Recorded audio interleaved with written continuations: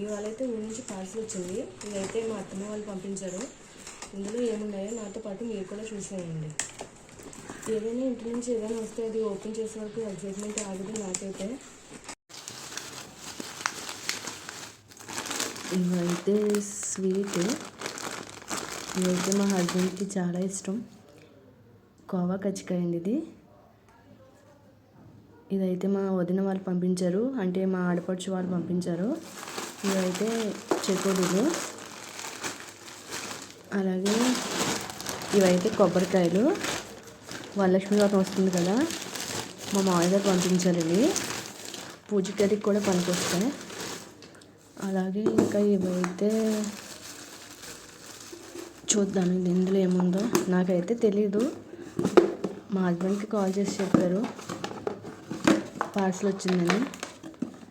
ఇవి తాటిగాయలండి, మా కోనసీమలో బాగా దొరుకుతాయి. ఇప్పుడైతే ఇక్కడ కష్టమే.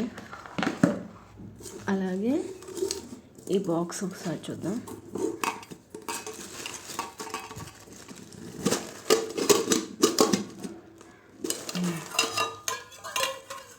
తాటి రొట్టె అండి ఇది, తాటికాయలతోనే చేస్తారు. ఈ తాటిగాయలు, తాటి రొట్టె ఇది రవ్వ కలిపి చేస్తారు. పొయ్యి మీద నిప్పులతో కాల్చి చేస్తారు, చాలా బాగుంటుంది.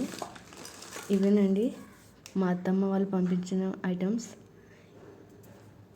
ఎలా ఉన్నాయో చెప్పండి. ఇవైతే రైస్ అండి, రేషన్ రైస్ ఉంటుంది కదా, అది మా ఆడపడుచు పంపించారు. దోశలు వేసుకోవడానికి అది పంపించారు. ఇవేనండి ఐటమ్స్ మా ఇంటి నుంచి వచ్చినాయి. ఎలా ఉన్నాయో కామెంట్ చేసి చెప్పండి.